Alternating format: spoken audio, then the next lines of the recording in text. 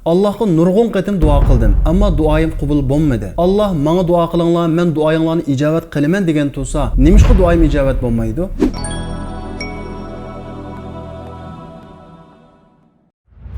Allah menga duo qilinglar, men sizlarning duoyinglarni ijobat qilaman dedi. Cho'qim ijobat qiladi. Qachon ijobat qiladi? Biz duoning qabul qilinish shartlarini hozirlagan vaqtimizda va duoning mohiyatini tushungan vaqtimizda duolarimizning birma-bir ijobat bo'lganligini his qilamiz. Duoyimizning ijobat bo'lishining birinchi sharti Allohdan samimiyat bilan so'rash. Ya'ni yasalma shaklda o'zimizning nima deganini bilmay kishilarga ergashib yig'lab emas, Alloh bilan o'zimizning o'rtasida hech narsa bo'lmagan holatda saf ixlos bilan so'raymiz. Ikkinchisi Allohga ishonch bilan duo qilish. Allah mening bu duoyimni ijobat qilammi yoki qilmasmi? Ey Alloh, agar xohlasang ba deb emas, Alloh mening bu duoyimni cho'qim ijobat qiladi. Ey Alloh, mening bu tiligimni ba deb ishonch bilan duo qilish. Chunki payg'ambar alayhisalom hadisda sizlarning biringlar Allohdan bir narsa so'moqchi bo'lsa, ishonch bilan so'sin. Ey Alloh, agar xohlasang ba demisin deydi. Uchinchi sharti yemak-ichmak va kiyim-kechakda haromdan saqlanish. Payg'ambar alayhisalom hadisda yemaki harom, ichmaki harom, kiyim-kechaki harom odamning duosi qandoqmi ijobat bo'lsin deydi. To'rtinchisi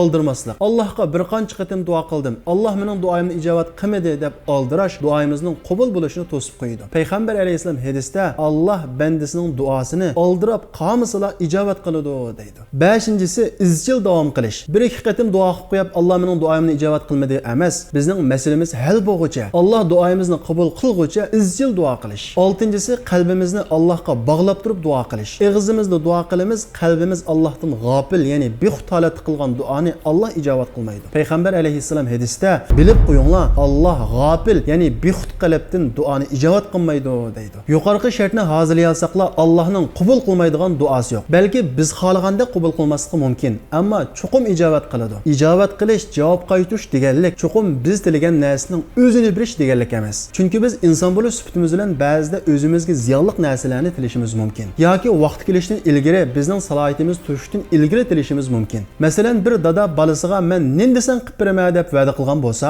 bala dadasidan pichoq o'ynashni talab qilgan bo'lsa, dada balasiga pichoq emas o'yinchiq olib berishi mumkin. Shuningdek, bir oyning hududdan chiqqudek pishib yetilmagan bala dadasidan to'ylab qo'yishni talab qilsa, dadasi uning keyingi turmushining hududdan chiqa olmasligini ko'z tutib rad qilishi yoki kechiktirishi mumkin. Shuningga o'xshash ishlarning oldi-keyni bildigan zot bizning tiligimizni bermagan vaqtida cho'qim unidan yaxshiroqini beradi yoki bizning salohiyatimiz to'shquchi kechiktiradi. Masalan, Yaqub alayhissalom Yusuf alayhissalomdan ayrilganda Allohdan uni qaytarib berishini qattiq tiladi. Hatto yig'lab ko'zi ko'rmas bo'ldi. Lekin Alloh uning duoyini ijobat qilmadi. Nimishqa? Alloh Yusuf alayhissalomni Misrning vaziri qilib, uningdan keyin qaytarib berishni iroda qildi. Imronning ayoli Alloh yo'liga atash uchun Allohdan bir o'g'il farzand tiladi. Alloh uning tiligini bermay qiz farzand berdi. Ammo payg'ambar tug'digan o'g'ildan ortiq dunyodagi eng ulug' ayol Maryam alayhissalomni berdi. Mana mushuning o'xshagan bizning ijobat bo'lmagan duolarimizning keyniga nurg'ulg'an hikmatlar yushirilgan. Ba'zi shundoq duolarimiz bo'ladi-ki, Allohning o duolarimizni ijobat qilmaganiga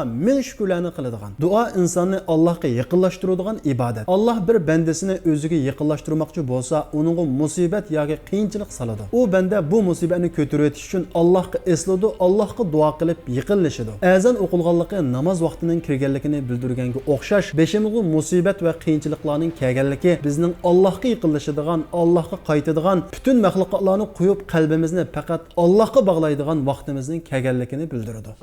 Du'ai wa ibtihali shahidun li iftiqari فلهذا السر